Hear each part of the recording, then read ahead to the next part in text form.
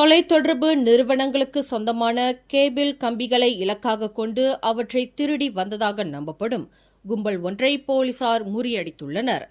Kuala Lumpur ஸ்தாபாக்கில் மேற்கொள்ளப்பட்ட சோதனையில் 6 நபர்கள் கைது செய்யப்பட்டது மூலம் இந்த கும்பல் முறியடிக்கப்பட்டுள்ளதாக வங்சா மாஜு மாவட்ட போலீஸ் தலைவர் ஏசிபி லசிம் இஸ்மாயில் தெரிவித்தார். பிடிப்பட்ட 6 நபர்களின் பின்னணி ஆராயப்பட்டபோது யாருக்கும் வேலை கிடையாது என்பது தெரியவந்தது. ஆனால் கேபிள் கம்பிகள் திருடுவதில் கடந்த ஓராண்டு காலமாக தீவிரமாக ஈடுபட்டு வந்துள்ளனர் என்று அவர் குறிப்பிட்டார்.